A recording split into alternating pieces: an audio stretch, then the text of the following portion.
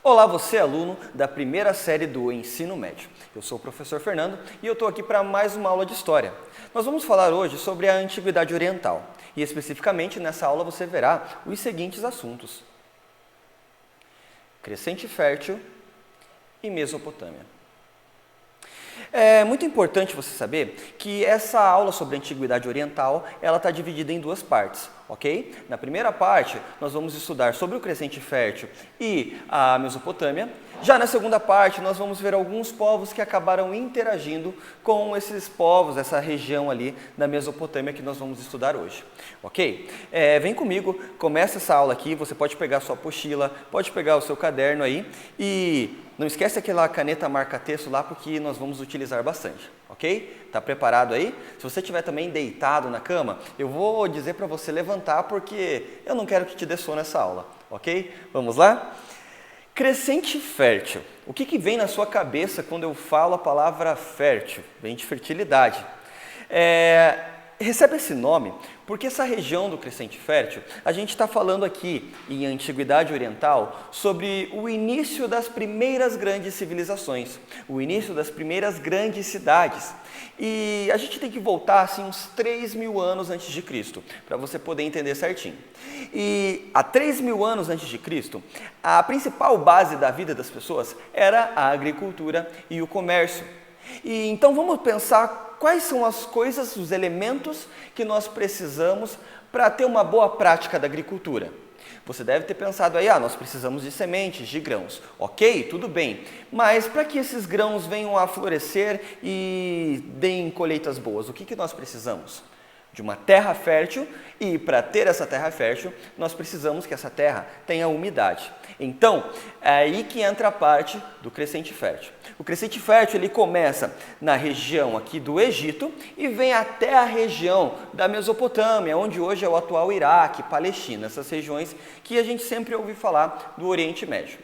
Essas regiões são banhadas por grandes rios. O Egito pelo rio Nilo e a Mesopotâmia pelo rio Tigre e o rio Eufrates. Entende por que crescente fértil? Esses rios a gente vai ver que eles são fundamentais para a vida das pessoas, porque são eles que acabam em alguns períodos do ano tendo várias cheias e essas cheias deixam a terra úmida, o que acaba sendo fértil para as plantações. Tempos depois, essas plantações acabam rendendo grandes colheitas e até vai ter um excessivo agrícola bem grande, que vai incentivar esses povos a realizar o comércio. Mas calma, não se desespera, a gente vai com calma aqui nesse assunto, ok? Já falei para você que o crescente fértil é a região, tá? Grava aí, você até pode anotar aí numa parte do seu livro ou no seu caderno, que é a região que vai ali do Egito até a região da Mesopotâmia, onde hoje é o atual Iraque e a Palestina. Tem algumas características sociais muito importantes que você precisa saber para mandar bem nesse assunto aí, ok? E a principal característica é a sua organização política. Na Mesopotâmia, nós falamos que ela é uma região, ok? Lembra lá? Entre o rio Tigre e o rio Eufrates? Dentro dessa região da Mesopotâmia, existiram vários povos, assírios, fenícios, caldeus, os babilônicos. Então, esses povos, cada um a gente chama eles que eles tinham uma cidade-estado. O que é uma cidade-estado? Cada cidade dessas que eu te falei, a Babilônia, a Assíria e outras regiões dentro da Mesopotâmia, elas tinham o seu próprio tipo de governo. Porém, as relações culturais eram muito próximas, tá? Isso é uma das características sociais. Algumas dessas sociedades, elas possuíam o que a sua apostila lá marca ali como teocracias. O que são essas teocracias? Eu vou expandir aqui para você ver. Características políticas.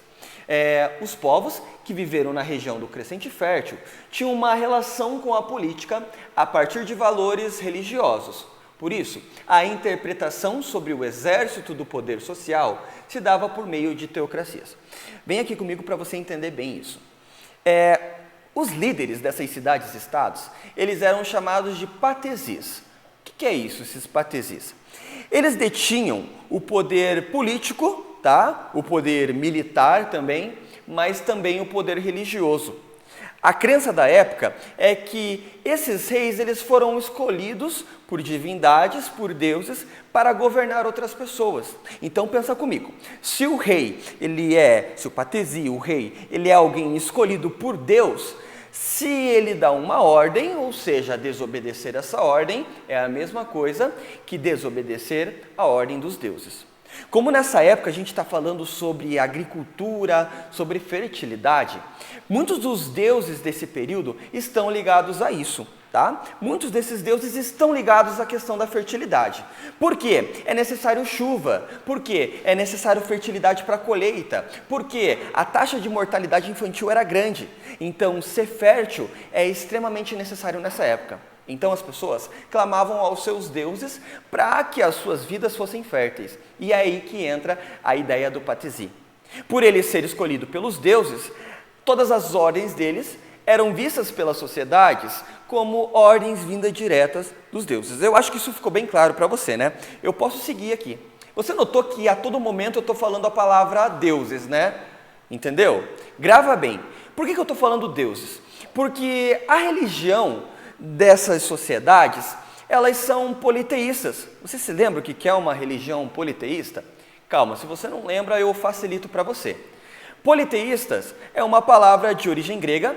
A palavra polis significa muitos e a palavra teístas significa deuses. Ou seja, uma religião politeísta é uma religião com vários ou muitos deuses. Ok? Então, não existe a exclusividade de adorar e venerar apenas um Deus. Tem uma outra característica bem importante na religião desses povos aí, tá? É que esses deuses, na sua maioria, eles são antroposomórficos, tá? O que é isso?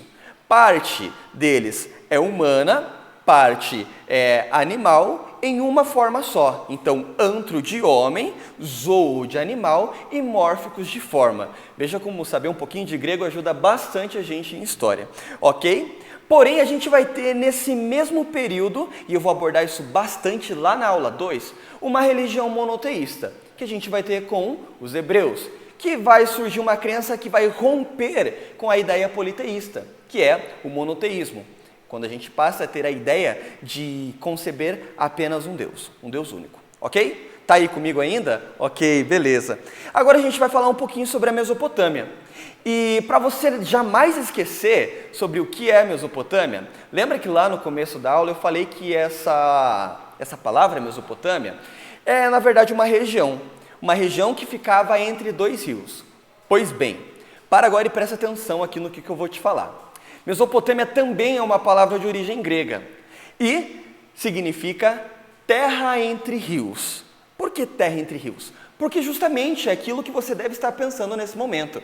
Ela ficava entre o rio Tigre e o rio Eufrates, ok? Tranquilo? Tá? Você precisa saber que essa região, ela era uma região muito fértil, por mais que ela seja uma região onde tenha pontos desérticos, como eu falei da questão das cheias dos rios, as terras acabavam ficando bem férteis para a prática da agricultura, ok? Tranquilo, né? Bem facinho.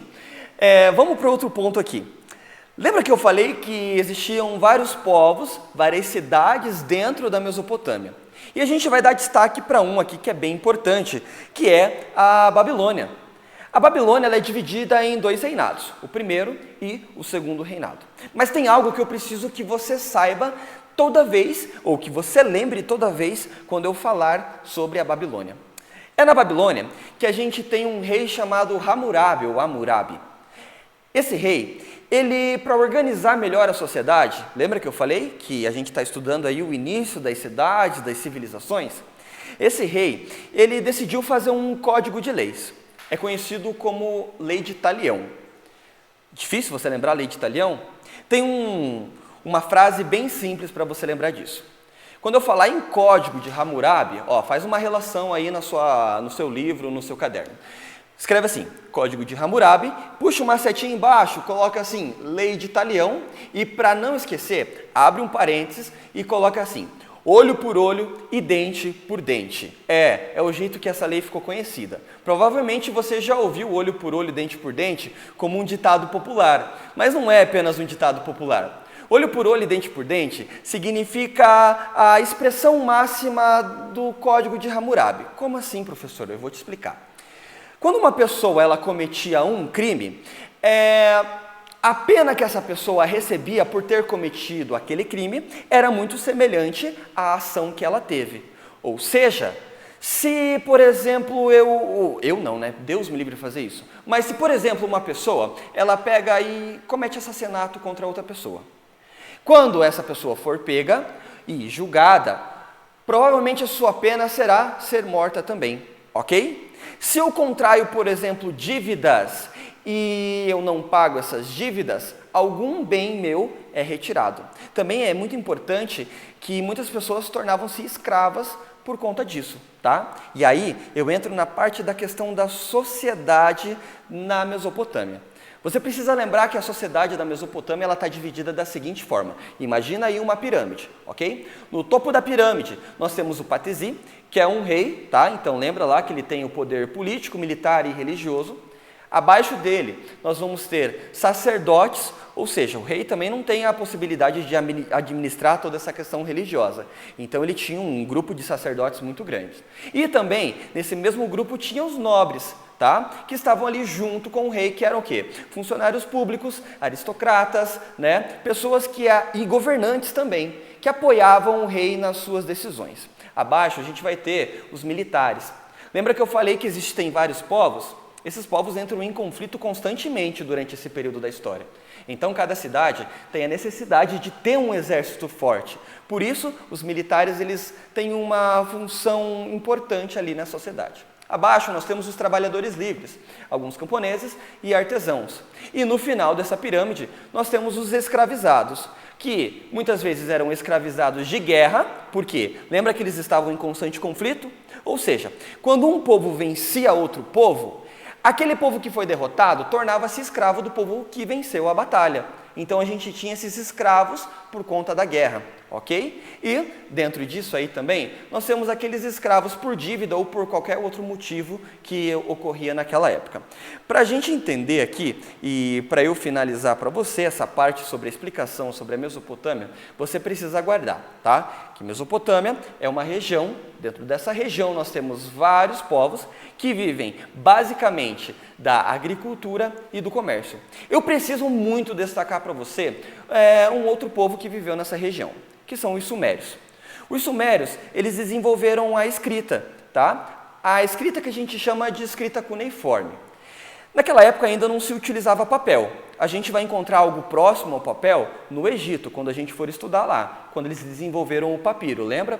Porém, para escrever nessa época, eles pegavam blocos de argila, né? E pegavam alguma ferramenta um pouquinho mais dura, ou seja, um graveto ou qualquer ferramenta de metal, e escreviam ali naquela argila, ok? Essa forma de escrita era muito parecida com uma maneira de cunhar, por isso se chama escrita cuneiforme. Mas por que isso é importante? Porque foi a escrita cuneiforme que possibilitou depois o surgimento de outras escritas. E também é nesse momento aqui da Mesopotâmia que a gente vai ter um grande desenvolvimento da matemática e também da astronomia, ok? Tranquilo?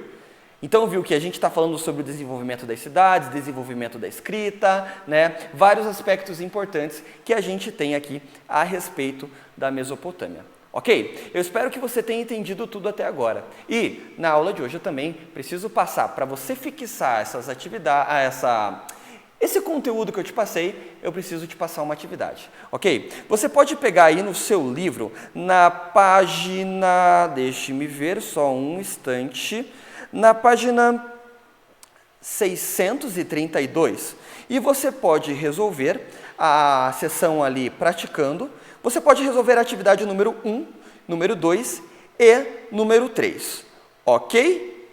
As outras atividades a gente deixa para as próximas aulas. Eu espero que você tenha gostado. Eu sou o professor Fernando e agradeço a sua atenção nesse momento. Muito obrigado.